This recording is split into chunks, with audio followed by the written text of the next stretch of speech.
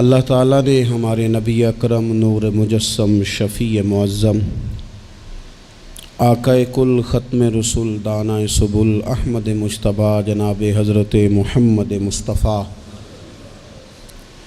صلی اللہ تعالیٰ علیہ وسلم کو بڑی عظمتیں، فضیلتیں، بلندیاں عطا فرمائی ہیں۔ نہ صرف یہ کہ اللہ تعالیٰ نے حضور کو شانیں عطا فرمائی ہیں، بلکہ جس چیز کی حضور کے ساتھ نسبت ہو گئی اسے بھی اللہ نے بڑے ہی مرتبے عطا فرمائے۔ حضور سید عالم صلی اللہ علیہ وسلم کے صحابہ کرام، حضور کی ازواج پاک، حضور کی اولاد پاک، محبوب کا خاندان مبارکہ، یہ ساری چیزیں بڑی بڑی فضیلتوں والی، یہ ساری شخصیات بڑی عظمتوں والی، بڑی بلندیوں والی، بڑے مرتبوں اور بڑے مقامات والی ہیں۔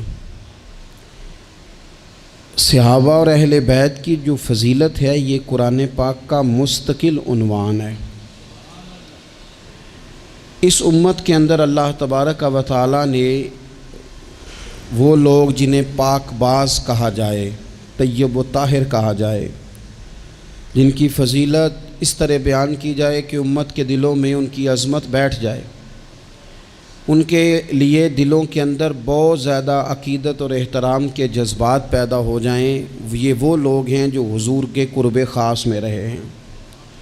اللہ تعالیٰ نے سورہ احزاب کے اندر حضور کی اہل بیت کا ذکر فرمایا، اور یاد رکھ لیں کہ اہل بیت میں نبی پاک علیہ الصلاۃ والسلام کی ازواج بھی شامل ہیں، اور آپ اس آیت کا سیاق و سباق بھی دیکھیں گے تو تذکرہ ہی حضور کی ازواج کا ہو رہا ہے۔ حضور کی ازواج پاک، اولاد پاک، ہاں بالخصوص بعض کی فضیلت حضور نے الگ سے کر کے بیان کی، جیسا کہ مولا علی شیر خدا، سیدہ فاطمہ زہرا رضی اللہ تعالی عنہما، حضرت امام حسن، امام حسین، حضور نے ان کی عظمتوں کو بیان فرمایا۔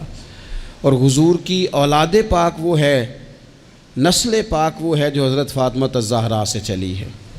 عزیز دوستو، قرآن پاک میں اللہ کریم نے فرمایا انما یرید اللہ لیذھب عنکم الرجس اہل البیت ویطہرکم تطہیرا، فرمایا اے نبی کے گھر والو، اللہ تو یہی چاہتا ہے کہ تم سے ہر ناپاکی دور فرما دے، ویطہرکم تطہیرا، اور تمہیں خوب صاف ستھرا کر دے، خوب۔ ترمذی شریف میں حدیث موجود ہے کہ نبی پاک صلی اللہ تعالیٰ علیہ وسلم جب صبح کی نماز کے لیے اٹھتے تو حضرت فاطمہ رضی اللہ تعالیٰ عنہ کے حضور کاشانہ نور کے پاس جاتے اور دروازے کے باہر کھڑے ہو کے حضور فرماتے، او نبی کے گھر والوں اٹھو نماز کے لیے، اور پھر حضور یہ آیت تلاوت کرتے انما یرید اللہ لیذھب عنکم الرجس اہل البیت ویطہرکم تطہیرا، فرمایا رب تو یہی چاہتا ہے اے نبی کے گھر والوں کہ تم سے ہر ناپاکی دور کر دے اور تمہیں خوب صاف ستھرا کر دے۔ اس آیت کو تلاوت کرتے نبی پاک صلی اللہ تعالیٰ علیہ وسلم نے ان کی فضیلت بیان کی۔ جب کسی کی فضیلت بیان کی جائے نا تو اس سے مقصود یہ ہوتا ہے کہ دلوں میں اس محبت کو بٹھایا جائے۔ امام علی مقام کا تو نام نظریے کا نام ہے، امام حسین تو سوچوں کے امام ہیں، وہ تو نظریوں کے امام ہیں۔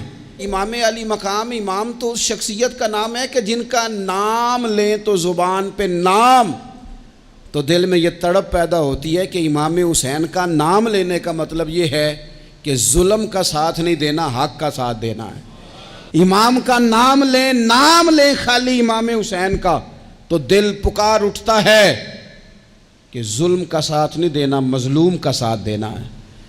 اس شخص کے ساتھ کھڑے نہیں ہونا جو غریبوں، مجبوروں، مظلوموں، ان کی آہوں پر اپنا تخت سجاتا ہے، بلکہ حالات کسی طرح کے بھی ہوں، رخ کوئی بھی ہو، ہوا گو تند و تیز ہے لیکن چراغ اپنا جلا رہا ہے۔ یہ ذرا سوچ دیکھیں، تیز ہوا میں بھی کبھی کسی نے چراغ جلایا ہے؟ لیکن اقبال کہتے ہیں ہوا گو تند و تیز ہے لیکن دیکھو چراغ اپنا جلا رہا ہے، وہ مرد درویش حق نے جس کو عطا کیے ہیں انداز خوش روانہ۔ وہ کہتا ہے مجھے ہوا سے غرض نہیں، میری ڈیوٹی تو چراغ جلانے کی ہے، لہذا میں نے چراغ جلانا ہے۔ تو حضرت امام حسین رضی اللہ تعالیٰ عنہ جو نظریاتی سرحدوں کے محافظ ہیں، اس نظریے کے تحت سب سے پہلی بات تو یہ کہ ان کی عقیدت ہو دل میں۔ حضور نے پتہ کس ترتیب سے اہل بیت کی عقیدت بیان کی؟ کبھی آپ وہ ترتیب سمجھے تو مزہ آ جائے۔ حضور فرمانے لگے رب سے محبت کرو کہ وہ تمہیں نعمتیں دیتا ہے، اور مجھ سے محبت کرو کہ میں اللہ کا محبوب ہوں، اور میری اولاد سے پیار کرو اس لیے کہ وہ میری اولاد ہے۔ آپ کبھی حدیث کی ترتیب دیکھیں نا تو سارے ذائقے ایک ہی حدیث پاک میں انسان کو مکمل ملتے ہیں۔ رب سے محبت کرو نعمتیں دیتا ہے، مجھ سے پیار کرو میں اس کا رسول بن کے آیا ہوں، اور میرے حسن سے، میرے حسین سے، میری بیٹیوں سے، میری شہزادیوں سے، اولادوں سے پیار کرو اس لیے کہ وہ میری اولاد ہیں۔ اپنے دلوں میں ان کے لیے جذبات ہوں۔ دیکھیں ایک دن حضور سید عالم صلی اللہ علیہ وسلم نے نا حضرت فاطمہ الزہرا سے فرمایا رات میں تمہارے گھر میں آ کے قیام کروں گا۔ تو حضرت فاطمہ الزہرا نے کہا یا رسول اللہ یہ تو بڑے نصیب جاگ گئے، رات حضور گھر تشریف لے گئے۔ ہمارے ہاں جو آدمی تھوڑا سا بھی کسی عہدے پہ چلا جاتا ہے وہ بچوں کو ٹائم نہیں دیتا، نہ وہ پسند کرتا ہے، اور ہمارے دیہاتوں میں تو ویسے ہی لوگ سمجھتے تھے کہ یہ توہین ہے، یعنی اپنا بچہ بھی موٹر سائیکل پہ بٹھا کے اگر لے کے گئے نا اسے دکان سے کوئی چیز کھلانے تو لوگ کیا کہیں گے تجھے بچے کھلانے پڑتے ہیں۔ یہ عجیب و غریب ہم نے اپنی زندگی میں ماحول بنایا ہے۔ تو حضور نے فرمایا فاطمہ میں رات آپ کے گھر میں قیام کروں گا۔ سیدہ نے کہا یا رسول اللہ بسم اللہ، یہ تو کمال ہو گئی۔ حضور نے رات وہاں قیام کیا، امام حسن نے دودھ مانگا۔ اچھا حدیث کے راوی مولا علی شیر خدا ہیں، کہتے ہیں میں چپ کر کے سو رہا تھا، میں نے سائیڈ پہ چادر اوڑھی اور میں آرام کر رہا تھا، امام حسن نے دودھ مانگا۔ سیدہ فاطمہ اٹھنے لگیں تو فرمایا نہیں فاطمہ آج میرے ساتھ سوئے ہیں، دودھ بھی میں ہی پلاؤں گا۔ حضور اٹھے، بکری کا دودھ دھویا، پھر اسے برتن میں ڈالا۔ ابھی حضور امام حسن کو دینے لگے تھے کہ امام حسین نے بھی مانگ لیا۔ تو حضور نے فرمایا نہیں بھائی پہلے حسن کو ملے گا۔ تو حضرت فاطمہ رضی اللہ تعالیٰ عنہ عرض کرنے لگی یا رسول اللہ لگتا ہے حسن سے زیادہ پیار ہے۔ فرمایا نہیں فاطمہ پیارے دونوں ہی بڑے ہیں، پر مانگا پہلے حسن نے ہے نا، مانگا پہلے حسن میں۔ پھر حضور فرمانے لگے، حضرت علی فرماتے ہیں، کہتے ہیں حضور فرمانے لگے فاطمہ تو بھی، میں بھی، حسن بھی، حسین بھی، اور یہ جو سو رہا ہے، کہتے ہیں میں تو چادر اوڑھی ہوئی تھی نا۔ فرمایا فاطمہ میں بھی، تو بھی، حسنین بھی، اور یہ جو سو رہے ہیں، فرمایا سارے مل کے جنت میں داخل ہوں گے۔ گویا جنت میں بھی اسی طرح بسیرا رہے گا جس طرح فاطمہ آج تیرے گھر میں بسیرا ہے۔ تو رسول پاک صلی اللہ علیہ وسلم کا ان سے پیار کرنا، ان سے محبت کرنا، ان کے ساتھ وارفتگی ہمارے دلوں میں بہت اکرام ہونا۔ 10 محرم رسماً نہ منائیں، بس ٹھیک ہے بچوں کی اماں ضد کر رہی تھی، اور میں آپ کو ذمہ داری سے کہتا ہوں اگر کچھ دادیاں نانیاں رہ گئی ہیں جو 10 محرم پہ ختم شریف کا شور کرتی ہیں، کچھ دادے نانے رہ گئے ہیں جو تھوڑا سا اصرار کرتے ہیں کہ چلو کچھ چاول پکا لو اصالِ ثواب کریں گے، نئی نسل وہ تو پڑھی لکھی ہے، وہ جدت پسند ہے، اور لوگ جیسے ہی ان کے پاس مال آتا ہے وہ کہتے ہیں ہر چیز نئی ہے اور مذہب وہی پرانا، اس میں بھی کچھ جدت پیدا کرو، وہ چھوڑو جی اس کام کی کیا ضرورت، وہ نیا کرتے ہیں۔ وہ دوستو یہ تو عقیدت ہے ہماری، یہ تو وارفتگی ہے۔ اور میں پڑھے لکھے لوگوں سے سوال کروں گا یہ تم نے پرانا کام کر کے چھوڑ دیا، سالگرہ تو تمہارا دادا کبھی نہیں مناتا تھا، نانا جی نے کبھی نہیں منائی تھی، ایک ایک بندہ 2 منا رہا ہے، کبھی کسی مفتی کے پاس نہیں گیا، ایک اپنی سالگرہ ایک پھر شادی کی سالگرہ، ڈبل پوچھا ہے کبھی جا کے مولانا صاحب سے؟ اب تو اللہ معاف کرے اس پر لاکھوں خرچ ہوتا ہے، میرج ہال میں جا کے وہ کام کرتے ہو، کبھی مولوی مفتی پیر نہیں یاد آئے؟ 10 محرم کی نیاز آئی، ربیع الاول شریف کا مہینہ آیا اور کوئی ختم شریف کا اہتمام آیا تو کہا پہلے میں نے نا مسئلہ پوچھنا ہے۔ وہ مجھ سے شب برات والے دن ایک صاحب پوچھ رہے تھے کہ شب برات کو نفل پڑھنے جائز ہیں؟ میں کیا ہوں اللہ دی بارگاہ سجدہ کرن لی بھی شناختی کارڈ وہانا پائے گا، تو یہ دیکھ لو میں یہاں رہتا ہوں، اگر اجازت ہو تو نفل پڑھ لوں؟ کیا مذاق بنایا ہے، کس طرح کر کے ہم نے انداز اختیار کر لیا زندگی میں۔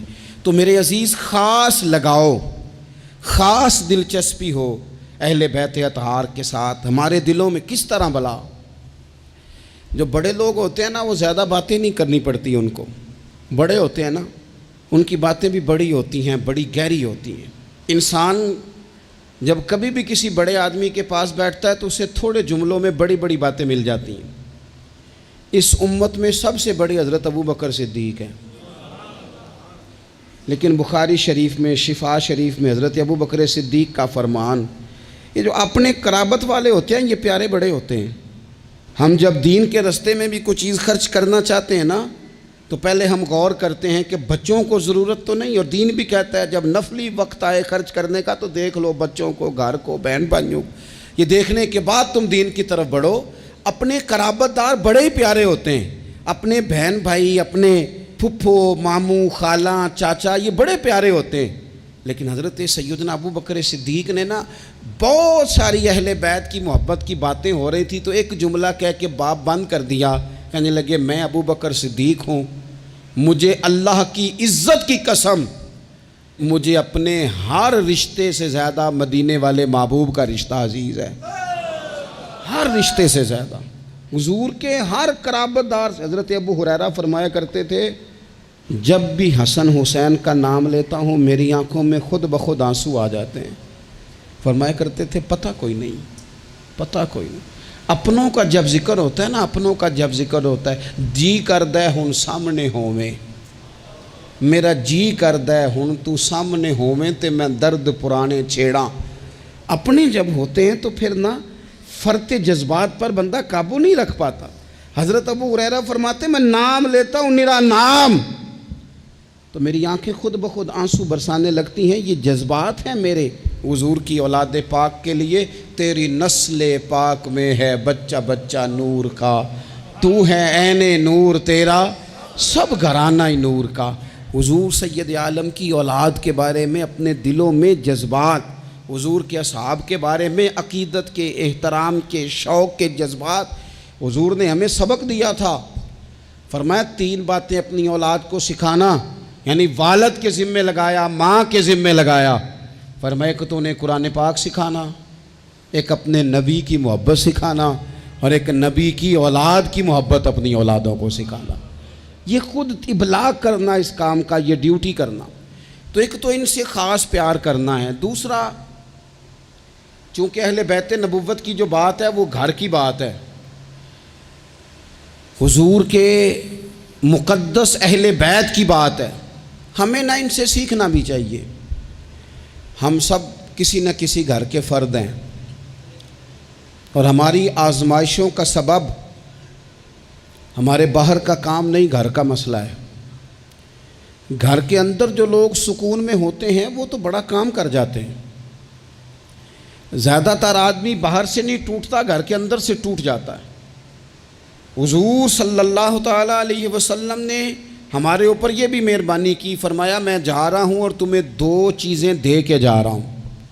یا رسول اللہ صلی اللہ علیہ وسلم کون کون سی؟ فرمایا ایک اللہ کی کتاب قرآن دے کے جا رہا ہوں، اور دوسرا تمہیں اپنا خاندان دے کے جا رہا ہوں۔ اس کو دیکھنا، اس پر غور کرنا، حسنین کو دیکھنا، سیدہ فاطمہ کو دیکھنا، میری شہزادیوں کو، میری ازواج کو دیکھنا، اپنا گھر اس طرح مرتب کرنا جس طرح میں نے یہ اپنا گھر مرتب کیا ہے، اس طرح۔ سب سے پہلی بات اہل بیت نبوت کے اندر جو آپ کو ملے گی وہ اللہ تعالیٰ کی عبادت ہے، بہت زیادہ عبادت کرنا، ریاضت کرنا۔ آج کل عبادت سے جی چرانا، میں کچھ دیندار لوگوں کو دیکھتا ہوں کہتے ہیں نسبت بہت تگڑی ہے ہماری، تو جناب لے جائے گی نسبت، ہمیں تم دیکھنا، فلانے بزرگ کو فلانے کی خواب آ گئی، فلانے کو فلانے کی بشارت ہو گئی۔ او خدا کے بندو، میں آپ کو اس گھر کی بات بتا رہا ہوں، سیدہ فاطمہ الزہرا جو جنتی نہیں، جنتی عورتوں کی سردار ہیں۔ میں حسنین کریمین کی بات بتا رہا ہوں جو صرف جنتی نہیں، جنتی جوانوں کے سردار ہیں، لیکن وہاں تو ساری رات مصلی بچھا رہتا ہے۔ عبادت آپ کی روح کا تقاضا ہے۔ مہنگے سے مہنگا موبائل خرید کے لے آؤ، بہترین مال خرچ کر کے آپ اس کو لے آؤ، لیکن اگر آپ اس کی بیٹری کو چارج نہیں کرتے بار بار تو وہ آپ کو کام نہیں دیتا۔ آپ نے جناب بڑی مہنگی گاڑی خرید لی، بڑی مہنگی، تو ایک ہی دفعہ خریدنے سے وہ مستقل نہیں چلتی، بلکہ اس میں بار بار پیٹرول ڈلوانا پڑتا ہے۔ کچھ چیزیں ایسی ہوتی ہیں جن کی بار بار حاجت ہوتی ہے، وہ پوری کرنی پڑتی ہے۔ ہماری جو روح ہے نا، اس سے بار بار عبادت کی حاجت ہے۔ آج لوگ ڈپریشن اور ٹینشن کے مریض ہو کے جاتے ہیں نفسیات کے ڈاکٹر کے پاس، وہ کہتا ہے مراقبہ کرو، تھوڑی دیر اکیلے بیٹھو، سو جاؤ، یہ والا کام کرو، آنکھیں بند کرو، فلاں کرو، دیر تک میں تمہیں بتاتا ہوں، دیکھنا سکون ہو جائے گا۔ اس سے زیادہ بہتر یہ نہیں جو طریقہ رب رسول نے بتایا ہے کہ ذرا سر سجدے میں رکھو نا تھوڑی دیر، ذرا ہاتھ اٹھا کے وہ باتیں جو مراقبے میں جا کے سوچنی ہیں وہ ساری یوں ہاتھ کر کے، میں نے پہلے بھی کہا تھا پھر کہتا ہوں، میں ایک دفعہ ایک ڈاکٹر صاحب کے پاس بیٹھا تھا، اپنی والدہ کو لے کے گیا، تو وہ ایک ڈاکٹر صاحب ایک بزرگ سے کہہ رہے تھے کہ آپ میرے 15-12 سالوں سے پیشنٹ ہیں، میں آپ کو ایک ہی بات کہتا ہوں کہ دل کی باتیں کہہ دیں کسی سے، کہہ دیں کسی سے، آپ دل ہلکا کر لیں، سکون ہو جائے گا۔ تو وہ کہنے لگے ڈاکٹر صاحب نہیں کچھ گلاں کنوں دسیے، پردے ہوندے نے، کچھ نجی اور ذاتی باتیں ہیں، کس سے کہیں؟ تو میں نے کہا جی میں ڈاکٹر تو نہیں ہوں لیکن طالب علم ہوں دین کا، اگر آپ اجازت دیں تو کسی کے بیچ میں بولنا تو نہیں چاہیے، تو میں بات ایک کر لوں۔ کہنے لگے کر لیں۔ تو میں نے کہا بابا جی واقعی کچھ باتیں ذاتی اور نجی ہوتی ہیں، کسی سے کہی نہیں جا سکتی، لیکن حل بتایا نا ہمیں اللہ رسول نے، جو کسی سے نہیں نہ کہہ سکتے وہ مصلی بچھاؤ اور اپنے رب سے کہہ دو ساری، وہ رسول کائنات کی بارگاہ میں کہہ دو ساری، ایک دفعہ نکالو، کہو ان سے۔ کسی سے کہو گے تو وہ اپنی مرضی کا تبصرہ کرے گا، رب رسول سے دکھ کہو گے تو اللہ رسول رحمت والا معاملہ فرمائیں گے۔ کہہ دیں جو دل میں ہے۔ اہل بیت نبوت کا طریقہ کثرت سے عبادت۔ ساری رات سیدہ فاطمہ الزہرا رضی اللہ تعالیٰ عنہ نفل پڑھتی تھی، ساری رات، گھر کے سارے کام کرنے، ہاتھوں پہ چھالے پڑ جائیں گے۔ آج کسی غریب ترین آدمی کی بیٹی بھی اتنا کام نہیں کرتی کہ چھالے پڑ جائیں، حالانکہ دکھ پھر بھی بڑے زیادہ ہیں۔ آپ جس سے بھی کہیں گے وہ کہیں گے بیٹی بڑی تکلیف میں ہے، روتی بڑا ہے، لیکن اتنی مشقت کوئی بھی نہیں کرتی۔ اتنی محنت کے باوجود رات کو عبادت ہے، تقویٰ ہے۔ حضرت عبداللہ ابن زبیر نے حضرت امام حسین کی شہادت کے بعد جب خطاب کیا تو اہل کوفہ کے وہ لوگ جو تلواریں لے کے نکلے تھے، آپ ان سے فرمانے لگے کوفیو تم نے پتہ ہے کس شخص کو قتل کیا ہے؟ میں حسین ابن علی کو جانتا ہوں، میں نے اپنی آنکھوں سے دیکھا ہے۔ یہ ذرا حضرت عبداللہ ابن زبیر کے جملے ہیں۔ فرمانے لگے میں نے انہیں دیکھا ہے، وہ لمبے لمبے سجدے کرتے تھے، وہ لمبا رکوع کرتے تھے، لمبا قیام کرتے تھے، وہ اکثر نفلی روزے رکھتے تھے۔ کثرت سے عبادت اہل بیت کا طریقہ ہے۔ کچھ سجدوں کا ذوق بنائیں، کچھ مزاج بنائیں عبادات کا۔ دوسری بات اہل بیت نبوت کے اندر جو بڑی اہم اور بڑی خاص تھی وہ تھی اللہ کی مخلوق کی خدمت۔ ہمارے ہاں کچھ لوگ دعائیں مانگتے ہیں پہلے، یا اللہ مجھے عطا کر، میں بڑا تیرے بندوں پہ نثار کروں گا، میں بڑا قربان کروں گا، میں بڑا دوں گا، لیکن پھر جیسے ہی ان کے پاس مال آتا ہے ان کے خرچے بھی زیادہ ہو جاتے ہیں۔ اللہ نے وسعت دے دی ہے، بڑا مال دیا ہے، گاؤں والے گھر سے شہر والے گھر آ گئے، اب مال تو اور زیادہ ہے، کہاں خرچ کریں؟ تو ٹھیک ہے، امام حسین فرمایا کرتے تھے ایک لمحے کے لیے، یہ سنو میرے امام کا قول، فرمایا کرتے تھے ایک لمحے کے لیے کسی غریب کی مدد کر، اللہ پورا مہینہ نفلی اعتکاف بیٹھنے سے تجھے زیادہ ثواب عطا فرمائے گا۔ کسی کے آنسو پوچھ، کسی کے آنسو پوچھ، غم حیات کے ماروں کا احترام کرو، غم حیات کے ماروں کا احترام کرو، غم حیات کے ماروں کا۔ اہل بیت نبوت کا اسوہ نور دیکھو، اللہ کی مخلوق کی خدمت، اللہ کی مخلوق کے ساتھ محبت۔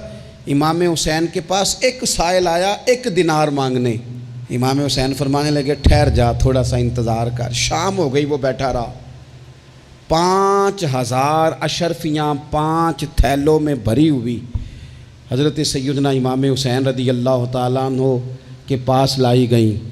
تو حضرت امام حسین رضی اللہ تعالیٰ عنہ نے نا وہ اس نے تو دیکھے نا، مانگنے والے کو تو پہلے بندہ تلاش کرتا ہے کہ ٹوٹے پیسے ہیں کہیں، پھر دیتا ہے۔ امام حسین کے پاس 5000 اشرفیاں آئیں 5 تھیلیوں میں، اور بظاہر حالت یہ تھی اس وقت کہ ایک اشرفی بھی نہیں تھی دینے کے لیے.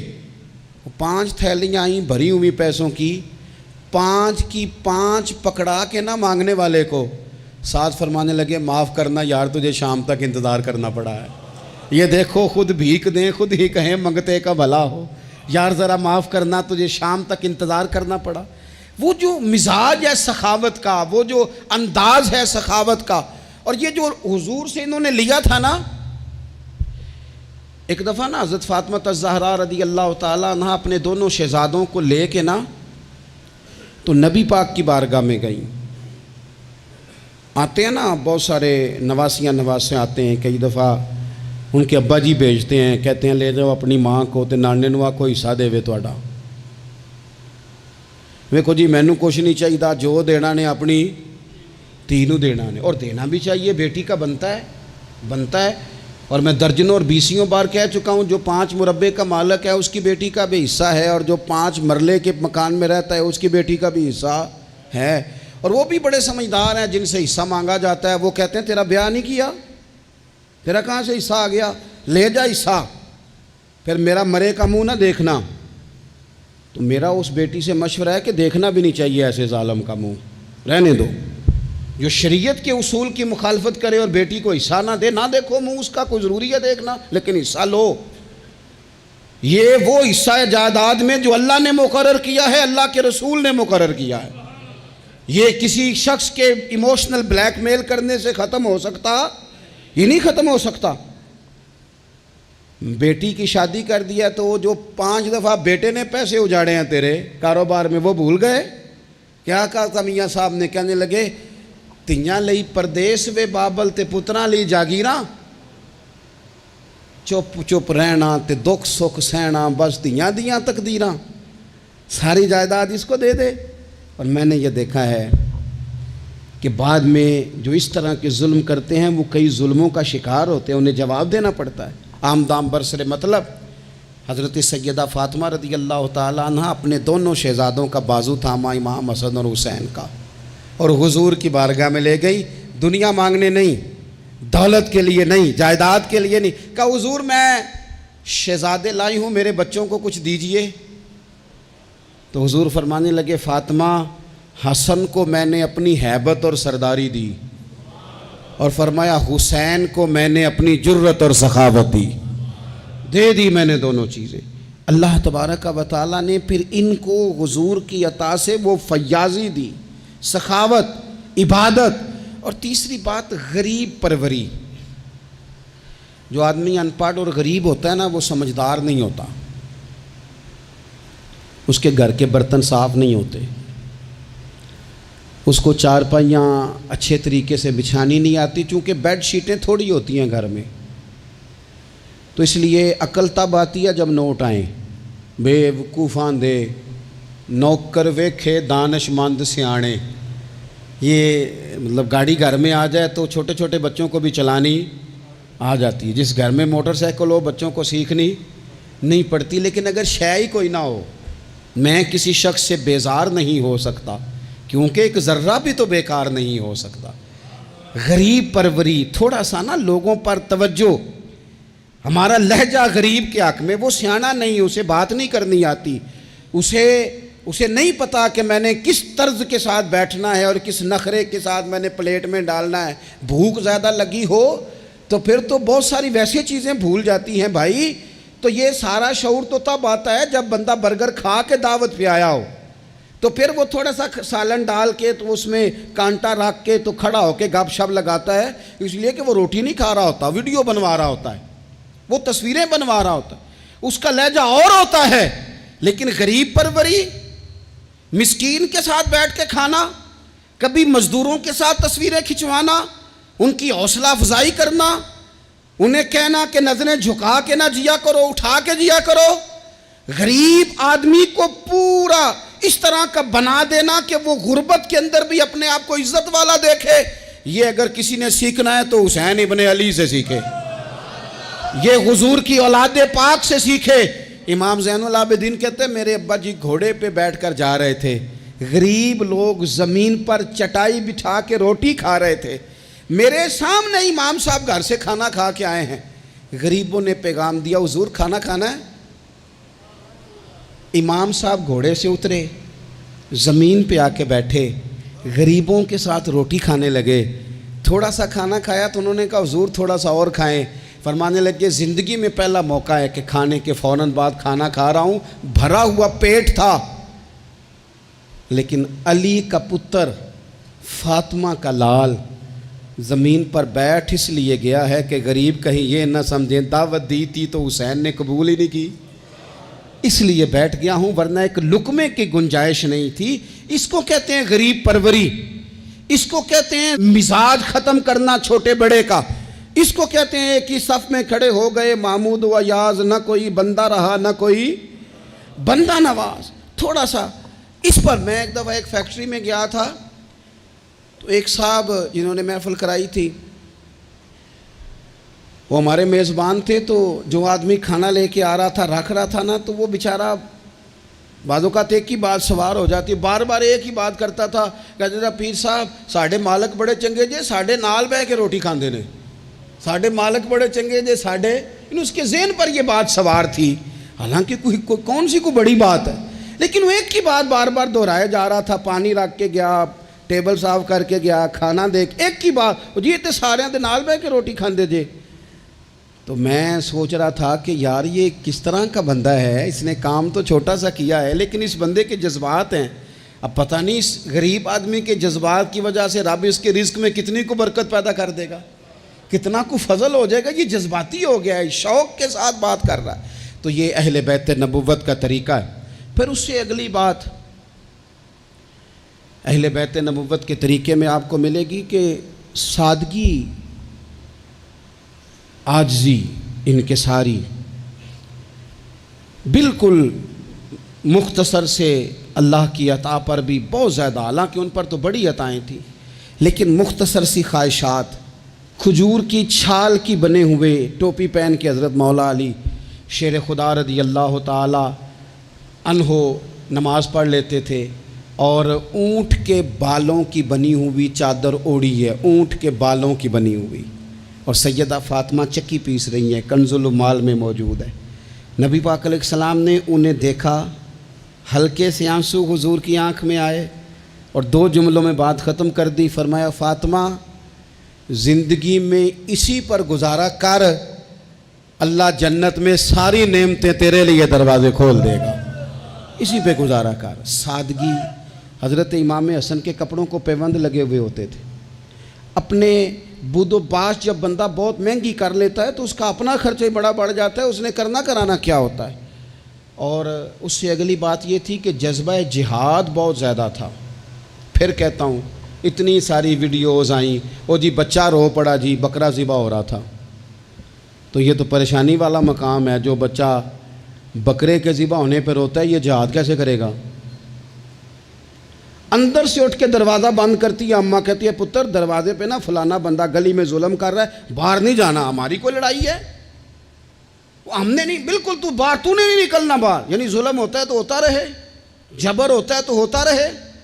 حضرت عثمان غنی رضی اللہ تعالیٰ عنہ کے خلاف بلوانیوں نے حملہ کیا اور حضرت عثمان کے گھر کو گھیر لیا، لوگ تو اولاد کو بچا بچا کے رکھتے ہیں نا، باہر نہیں جانا باہر نہیں جانا، لیکن حضرت مولا علی شیر خدا اپنے بچوں کو ہر جہاد میں پہلے لے کے جاتے تھے۔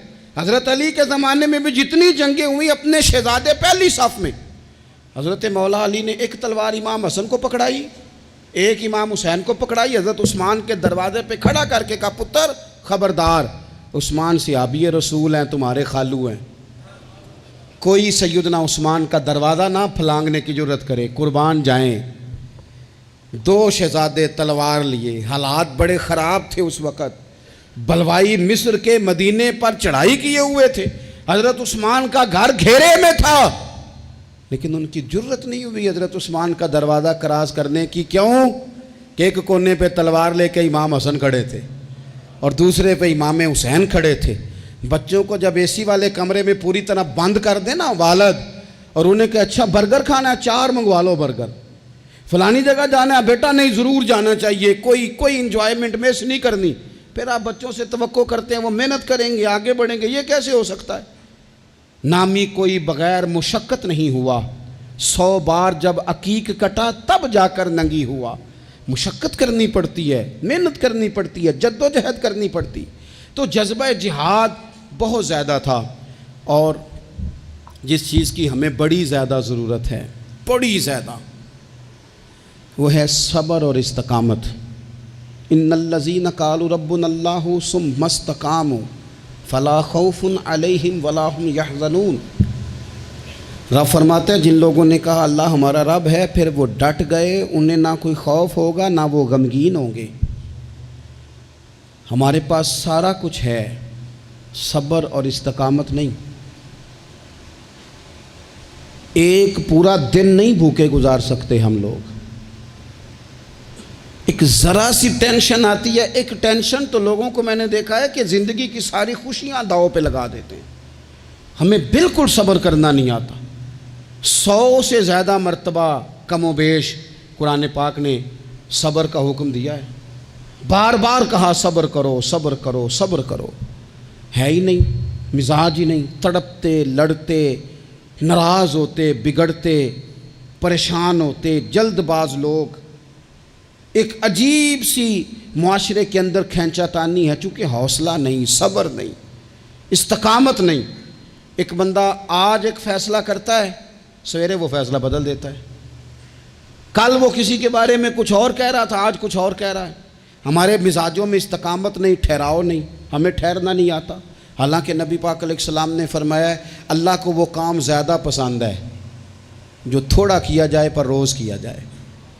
پتھر پہ پانی پڑے متصل تو بے شبہ گھس جائے پتھر کی سل۔ پتھر میں کبھی کوئی چیز سوراخ نہیں کر سکتی، اور پانی تو سوراخ کر ہی نہیں سکتا۔ نوجوانوں، پانی پتھر میں سوراخ، لیکن اگر پانی ہو مستقل مزاج اور ایک ایک قطرہ گرتا ہی رہے گرتا ہی رہے گرتا ہی رہے گرتا ہی رہے، تو دیکھ لینا تم نے فرش لگوایا ہوتا ہے، سیمنٹ اور بجری ڈالی ہوتی ہے، پر اگر مستقل گرے تو پتھروں میں بھی پانی سوراخ کاری دیتا ہے۔ شرط یہ ہے کہ مستقل مزاجی ہو۔ بہت سارے لوگ آ کے کہتے ہیں جی میں جو کام بھی شروع کرتا ہوں نا میرا پورا نہیں ہوتا، ختم ہو جاتا ہے۔ تو میں کہتا ہوں یہی تو مسئلہ ہے، آپ جو کام بھی نہ شروع کریں، آپ ایک ہی کام شروع کریں، جو نہ شروع کریں۔ جب ہر ہفتے آپ نے نیا کام کرنا ہے تو پھر تو گئے آپ کام سے، ایک کریں، آپ اسی کو صحیح کر کے کریں۔ استقامت فی الدین، صبر۔ حالات میرے اور آپ کے ٹھیک کرنے سے کبھی ٹھیک نہیں ہوتے۔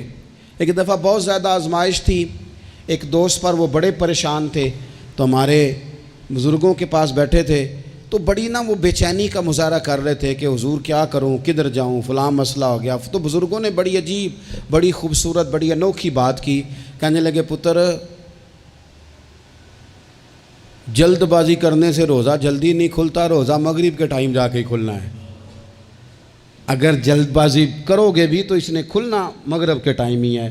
فرمانے لگے حالات خراب ہو گئے ہیں، بہت بے صبری کرنے سے، بہت رونے سے، بہت لوگوں کو بتانے سے، بہت واہ ویلا کرنے سے یہ ٹھیک نہیں ہوں گے، الٹا لوگ تمہارا تماشا دیکھیں گے۔ بہتر یہ ہے کہ تم صبر کرو، انتظار کرو، استقامت کے ساتھ ڈٹ جاؤ۔ شرط کیا ہے زندگی میں؟ صرف شرط ایک ہے کہ آپ اپنے ضمیر سے پوچھ لیں کہ آپ سچے ہیں کہ جھوٹے ہیں۔ اگر آپ سچے ہیں تو پھر ذرا صبر کریں، انتظار کریں، حالات ٹھیک ہو ہی جائیں گے۔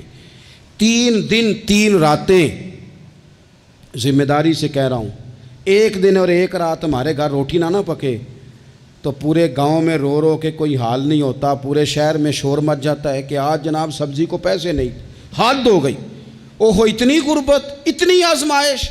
3 دن اور 3 راتیں کربلا کے میدان میں امام حسین کے خیمے میں نہ روٹی تھی نہ پانی تھا،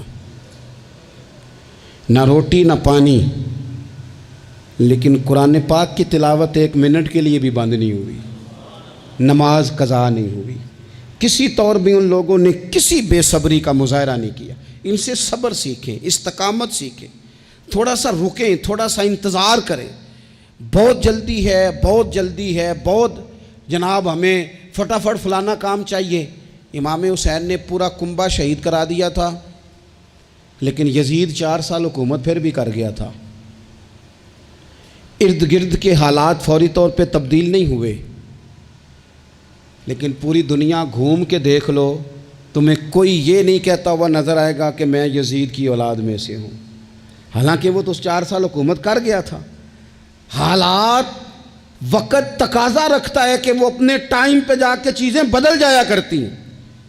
وہ ایک شخص سے کسی نے کہا تھا کہ جناب آپ اتنا زیادہ بات کرتے ہیں، تربیت کی کوشش کرتے ہیں، لوگ اثر تو کرتے نہیں، تو انہوں نے بڑی انوکھی بات کی، کہنے لگے میرے بعد مجھے چاہے گا زمانہ سارا اور میرے بعد تحقیق کرے گی دنیا، کہ میرے بعد مجھ پر ریسرچ ہوگی، دیکھنا میری ایک ایک بات پر کتابیں لکھی جائیں گی، کیونکہ ہمارے بعد اندھیرا ہی رہے گا محفل میں، بڑے چراغ جلاؤ گے روشنی کے لیے۔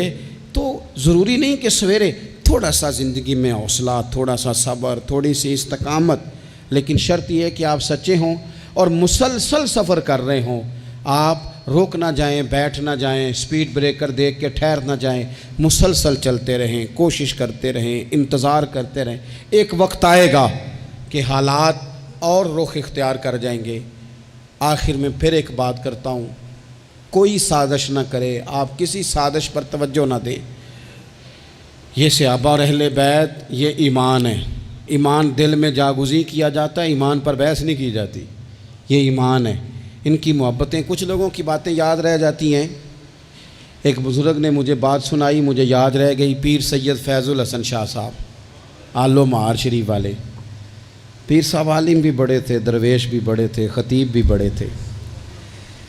تو وہ ایک دن صحابہ اور اہل بیت کا پیار بیان کر رہے تھے، سید تھے، تو مرید ہیں وہ سلسلہ نقشبندیہ سے، چورا شریف کے ساتھ ان کا نسبت کا رشتہ ہے، تو نقشبندی اپنا سلسلہ طریقت حضرت صدیق اکبر رضی اللہ تعالیٰ عنہ سے بیان کرتے ہیں۔ تو شاہ صاحب بڑی تقریر کر کے صحابہ اور اہل بیت کی آپس کی بڑی محبت بیان کر کے، رحماء بینہم پر بڑی تقریر کر کے، کیونکہ ان کو بات کرنی آتی تھی، تو جوش جذبات میں تڑپ گئے، کہنے لگے سنو بھائی، یہ تو دلائل تھے، اب میں اپنی بات کرتا ہوں۔ کہنے لگے میں سید ہوں، میں پیر ہوں، میرا باپ سید، دادا سید، نانا سید۔ فرمانے لگے میں فاطمہ کا جگر پارا ہوں، علی کا بیٹا ہوں، پر میں مرید ابو بکر صدیق کا ہوں، میں مرید سیدنا صدیق اکبر کا ہوں۔ وہ 100 باتوں پہ ایک بات ہی ساری بدل گئی، رنگ ہی تبدیل ہو گیا، نظریات ہی اور ہو گئے، لوگ کسی اور سوچ میں چلے گئے، کہنے لگے دیکھو یہ بھی میرا ظرف دیکھو، اور فرمانے لگے میں نے یہ سیکھا ہے حضرت علی سے۔ انہوں نے حضرت ابو بکر صدیق کے مشیر بھی رہے، معاون بھی رہے، اور جناب صدیق اکبر کے پیچھے نمازیں بھی پڑھتے رہے، انہیں اپنا مقتدا اور پیشوا تسلیم کرتے رہے۔ اس لیے یہ تو ہمیں خود سے یہ صرف شرارت کی جاتی ہے، لوگوں کے دلوں کو بے یقین کرو تاکہ وہ اپنے بزرگوں سے فیض نہ پا سکیں۔ ہم نے صحابہ سے بھی فیض لینا ہے اور اہل بیت نبوت سے بھی فیض لینا ہے۔